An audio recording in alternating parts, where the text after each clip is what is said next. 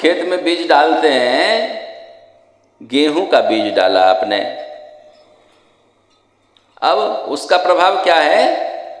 पुनः अधिक से अधिक गेहूं पैदा करेगा। वो गेहूं का बीज खेत में डालेंगे, गेहूं ही तो पैदा होगा ना। तो अब किसान का कार्य क्या होता है कि उसकी जो प्रक्रिया है, गेहूं उत्पादन की जो प्रक्रिया है, वह बीज सही से अंकुरित हो, सही से पले, सही से बढ़े, सही से फसल आए, इसके लिए जो उसके अनुकूल कार्य हों, उन्हीं क्रियाओं को करे वो। जैसे जैसे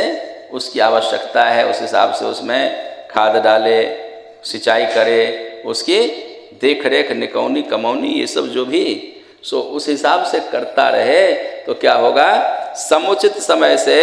वह खेत में डाला हुआ बीज उत्तम प्रभाव से वो उसे युक्त कर देगा, अधिकाधिक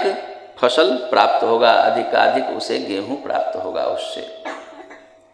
और यदि ऐसा न किया तो बीज तो डाल दिया गेहूं का और उसके अनुकूल कार्य न करे, कहीं किसी किसान को धान उपजाते देख लिया हो, उसकी देखा देखी में वो अपने उस खेत में जिसमें गेहूं का बीज डाल रखा है उसमें पानी भर दे, तो क्या होगा,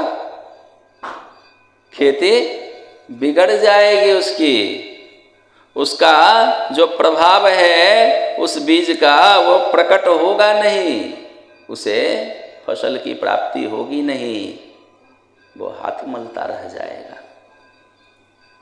ठीक वैसे ही हमें यह जानना चाहिए, हमें जो बीज प्राप्त हुआ है प्रेम का बीज है यह। श्री प्रिया प्रियतम से प्रेम डोर में बंधने का यह बीज है, उनके संग हमारा नित्य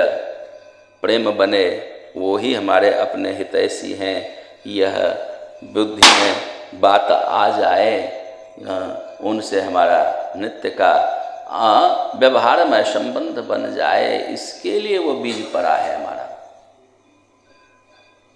किंतु तो हमें क्या करना है, उसके अनुकूल ही कार्य करने होंगे, तब तो वह बीज विकसित होगा, कभी फलित होगा। और यदि वैसा नहीं किए तो हम तो वैष्णव हैं, बीज पड़ा है हमें इस कार्य के लिए, और हम क्या करें, उसका उस तरह से देख रेख न करें, अन्य प्रयोजन हम जोड़ लें, वैष्णव होने के पीछे विविध कामनाएं जोड़ लें, विविध भांति उनके प्रति समर्पित न हो करके, उनसे अपेक्षा न रख करके अन्य देवी देवताओं से अपेक्षा रखने लग जाएं, अन्य देवी देवताओं को भगवान के तुल्य मान करके उसकी सेवा में लग जाएं। हाँ, वहाँ से हमारी कामना पूर्ति होगी, इसलिए हम वहीं समर्पित हो जाएं जिनके लिए हमने संबंध, जिनसे हमारा संबंध बनना है, जिनका हमने संकल्प लिया है संबंध जोड़ने का, जिनके प्रति समर्पित होने का, उनको ही हम भूल जाएं, उनको छोड़ करके और के पीछे भगें, तो फिर क्या होगा,